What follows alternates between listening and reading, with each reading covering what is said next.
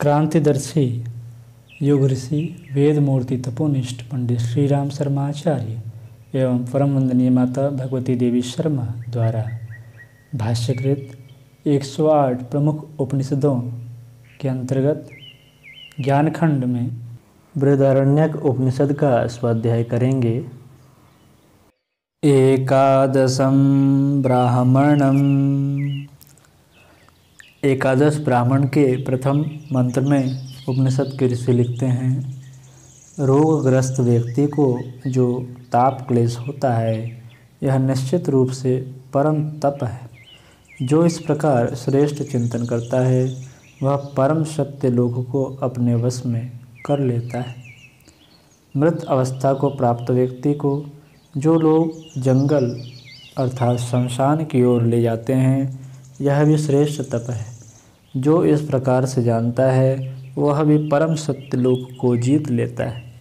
मृत व्यक्ति को जो भी अग्नि में प्रतिष्ठित करते हैं निश्चित ही यह परम तप है।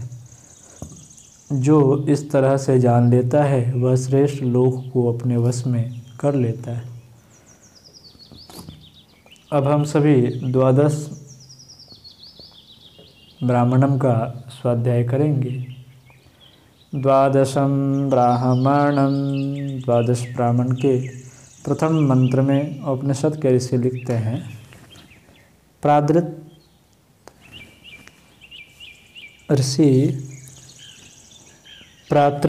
ऋषि अपने पिता से विचार विमर्श करते हुए कहते हैं, कुछ लोगों का कथन है कि अन्न ब्रह्म है, किंतु यह बात मिथ्या लगती है, क्योंकि प्राण के अभाव में अन्न सड़ अर्थात नष्ट हो जाता है। कुछ लोग प्राण को ही ब्रह्म कहते हैं, किंतु यह बात भी मिथ्या प्रतीत होती है, क्योंकि अन्न के अभाव में प्राण शुष्क पड़ जाता है। यह दोनों देव तत्व एक साथ मिलकर परमात्मा भाव को प्राप्त होते हैं। इस प्रकार की विशेष अनुभूति प्राप्त करने वाले का मैं क्या शुभ अथवा क्या अशुभ करूं, क्योंकि कृतार्थ होने के उपरांत उसका न तो शुभ किया जा सकता है और न तो अशुभ।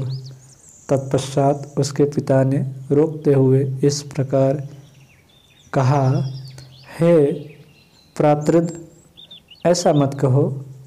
इन दोनों तत्वों की समरूपता को प्राप्त करके कौन परम भाव को प्राप्त होता है।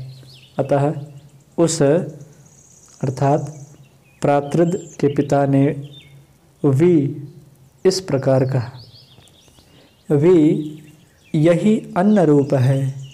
वी रूप अन्न में ही ये समस्त भूत प्राणी समाहित है। रम यह प्राण है, क्योंकि रम अर्थात प्राण में ही ये समस्त भूत प्राणी समुदाय रमण करते हैं। जो इस प्रकार से जानता है वह वीर है। उसमें ये सभी प्राणी समाहित होते हैं तथा सभी प्राणी रमण करते हैं। अब हम सभी त्रयोदश ब्राह्मण का स्वाध्याय करेंगे। त्रयोदशम ब्राह्मणम। त्रयोदश ब्राह्मण के प्रथम मंत्र में उपनिषद के ऋषि लिखते हैं, प्राण ही उक्त अर्थात स्तोत्र है। इस कारण उक्त की प्राण के रूप में उपासना करें, क्योंकि प्राण ही इन सभी प्राणियों को ऊपर उठाता है। इस उक्त के द्वारा ही उक्त वेत्ता पुत्र का प्राकट्य होता है। इस तरह से जानने वाला ज्ञानी ही उक्त अर्थात प्राण से सायुज्य और सालोक्य को प्राप्त होता है। दूसरे मंत्र में उपनिषद के ऋषि लिखते हैं, प्राण की उपासना यजुः अर्थात योग के रूप में संपन्न करें। प्राण ही यजुः है। इस कारण प्राण में इन समस्त भूतों प्राणियों का योग होता है। समस्त भूत प्राणी इस प्राण की श्रेष्ठता के कारण ही इस यजुः रूप प्राण से संयुक्त होते हैं। अतः जो भी इस प्रकार से उपासना करता है वह यजुः के सायुज्य और सालोक्य को प्राप्त कर लेता है। तीसरे मंत्र में उपनिषद के ऋषि लिखते हैं, प्राण ही साम है, क्योंकि समस्त प्राणी साम में ही समाहित होते हैं। इस कारण साम की इसी रूप में उपासना करें। सभी प्राणी उस साम के साथ ही एक रूप होते हैं एवं उसकी श्रेष्ठता को धारण करने में समर्थ होते हैं। इस प्रकार से उपासना करने वाला व्यक्ति साम के सायुज्य और सालोक्य को प्राप्त करता है। चौथे व अंतिम मंत्र में उपनिषद के ऋषि लिखते हैं, प्राण ही छत्र बल है, इसलिए प्राण की उपासना करें। प्राण ही छत्र है, अर्थात इस शरीर की शस्त्रादि जनित क्षति से रक्षा करता है। अतः छत से रक्षा करने के कारण प्राण का छत्रत्व प्रसिद्ध है।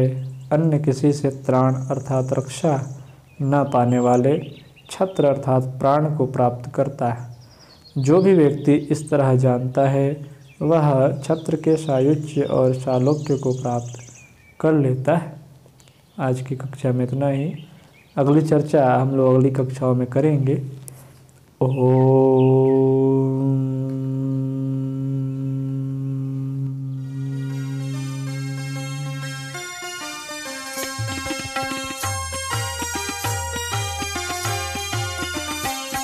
चलो गुरुदेव के सपने सजाने की शपथ ले लें।